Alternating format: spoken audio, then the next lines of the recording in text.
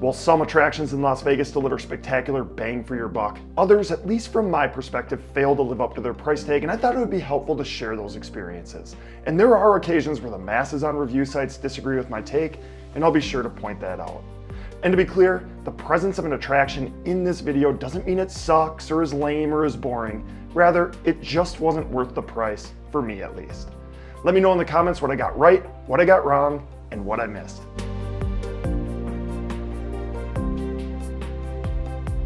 Arte Museum, located mid-strip between the Cosmopolitan and the shops at Crystals, describes itself as the ultimate immersive experience. An adult ticket costs $50 to $60 depending on the day, and refreshingly, is inclusive of fees and taxes. Once inside, guests are treated to a series of rooms and artistic displays that unite nature with the digital world, and there are some really compelling visuals. Some of my favorite displays at Arte included Star Raindrops, which uses illuminated paper lanterns hanging in a mirrored room to create a pretty photogenic scene. Infinite Waterfall, the first room you encounter, which places you in between a number of towering digital waterfalls in a mirrored space. Flower, although lacking action, is a pretty serene scene that also uses fragrances to enhance the experience. It's peaceful. If you have kids, they'll enjoy the live sketchbook, which allows them to create their own creature, scan it, and see it come to life on the screen for all to enjoy. The coolest part of the experience at Arte is their feature room, Garden, which rotates through 3 separate digital presentations. Threads of Connection highlights the value and legacy of Korean national heritage. Beach Aurora is calming, relaxing, and according to a placard, makes us ponder. Light of Las Vegas was the coolest of them all though, which takes guests on a journey from when Las Vegas was a barren desert to the neon illuminated haven we know today. The best parts of this programming was the gambling related content. Sounds good, right? So what's not to like? While many of the displays were cool, I feel strongly that others were completely mailed in, lacking any wow factor whatsoever. For instance, Jungle is a screen that shows a series of animals walking across it, one at a time. Forest was essentially the same story, one creature after the other slowly making their way through a land of healing and restoration, protected by the spirits of water, wind, earth, and fire. Whale, a screen with waves that at times form the shape of a whale. Starry Beach places you on a beach with projected waves on the floor. It's cool momentarily, but then the urge to yawn starts to kick in. I walked right past the final display, Sunset, without even realizing it was supposed to be something to see. I had to retrace my steps back to step into the twilight glow that envelops the landscape and experience the exquisite moment created by the setting sun. Not exactly a big grand finale.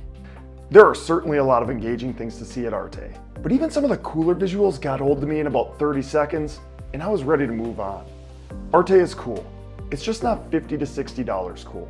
But this is one where the masses on review sites definitely disagree with me, awarding it 4.8 out of 5 stars on Google reviews. If this looks engaging to you, don't let me sway you. Basic adult tickets to Immersive Van Gogh on the top level of the shops at Crystal start at $68 to $78 after fees and tax depending on the day, but the website is almost always offering some sort of discount that knocks around $20 off that base price. In the words of the website, the attraction gives you the chance to immerse yourself completely in Van Gogh's world. You don't just see the art, you step inside it. The room is cavernous and surrounded by projection walls. It's a unique visual, and you see the works of Van Gogh, 44 works in all that include the Potato Eaters, Starry Night, the Cafe Terrace at Night, and almond blossoms come to life around you. Programming is even projected onto the floor. A few things are true with Immersive Van Gogh. It is immersive. It is relaxing and visually appealing. It also isn't worth the $47 to $54 they're currently asking for on their website, although the culture among us may disagree, and I get it, this is probably worthwhile to the right person. I'm just not that person. The Sphere is the hottest venue in town, hosting concerts that command top dollar, and they sell out immediately. For those of us that simply want to experience the venue, the best option is the Sphere Experience and Postcard from Earth, an IMAX-style movie that serves as a cautionary tale about how humans are treating our home planet. Tickets currently start at $99 to $114 after fees depending on the day, and those are for the worst seats in the house, which I bought and found to be totally acceptable. Seats were honestly great. The Sphere Experience is a 2-part deal. The first takes place in the atrium, where guests have the opportunity to mill about, buy a drink, and check out various technological marvels like a holoplot sound demo, and folks can even interact with AI-powered robots, which was pretty cool. After about an hour in the atrium, you make your way to your seats for Postcard from Earth, which is filmed in 18K, played on the world's largest high-definition screen, and is sincerely impressive. They do a spectacular job highlighting some of the most photogenic and scenic parts of our planet. The Sphere experience is stunning, awe-inspiring, impressive. This is not a criticism of the production, but I'd be hard-pressed to say that it was worth the $134.52 that I paid for my ticket. I can't imagine paying over $400 for my family of four to chat with a couple robots and see a 50-minute movie that, while cool, really cool for that matter, just is not worth over $100 per person. That said, this is one of the cheapest ways to get into the Sphere, so if that's on your bucket list, by all means do it. That pricing is steep.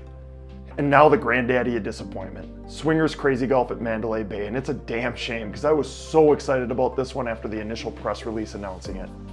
The venue is home to 4 separate 9-hole mini golf courses that are legitimately gorgeous, and the mini golf itself is quite fun. Each hole gives you a chance at a hole-in-one, and they all have fun quirks and obstacles to navigate. In addition to mini golf, they have an arcade and offer food and drink. Here's how pricing breaks down. A 9-hole round of mini golf costs $30 or $35 depending on the day. Our round cost $30 each when we stopped in.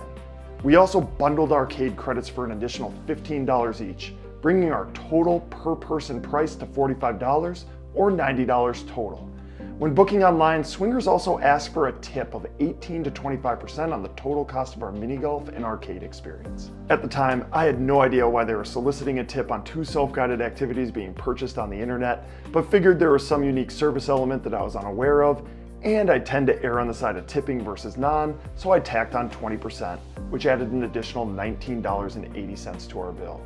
Our new grand total going into the experience was $109.80. Long story short, the tip was for nothing.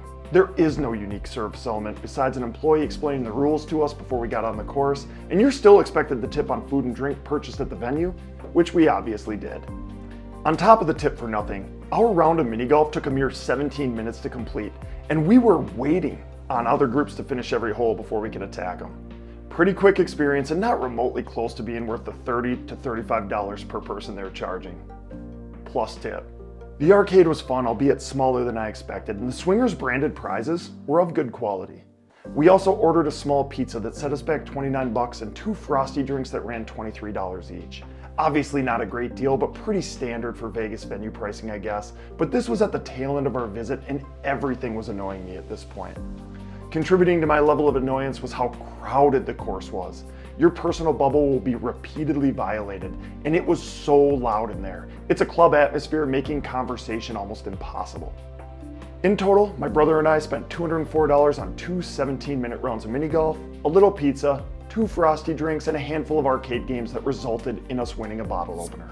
Suffice it to say, I left with a bad taste in my mouth and felt sweet relief when I returned to the sanity and relative calm of Mandalay Bay's casino floor. Hey, thank you so much for watching. Now I want to hear from you down in the comments. Was I on point? Off base? What did I miss? Let's hear it.